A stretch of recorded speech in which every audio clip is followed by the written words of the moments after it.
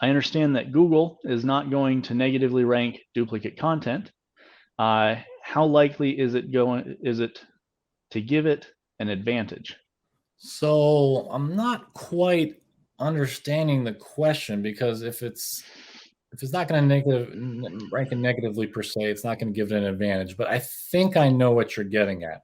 So the way that, let's say this is an e-commerce website and you're using the same description in terms of duplicate content that everyone else is.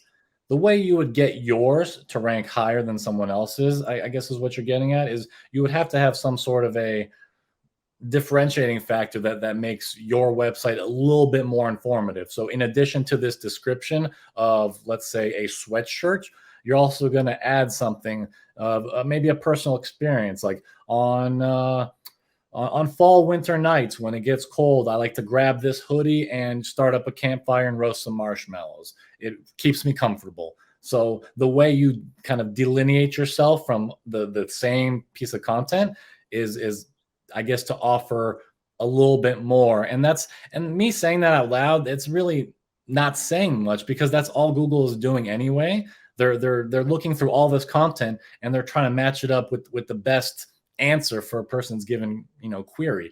So if you're kind of doing the right things anyway, your duplicate content in theory should be better than someone else's if you're doing everything else right.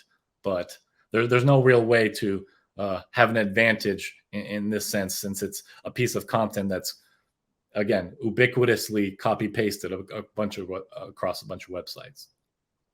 Another place you mentioned, the e-commerce, another place where I've run into this duplicate content quite a lot is real estate agents and a few other specialties like that. And there are service providers that will sell content to this class of business, or Okay, bail bonds or something like that, where you have a service provider in every geographic region across the country, and so they can write one blog post and then sell it to like every real estate agent across the United States.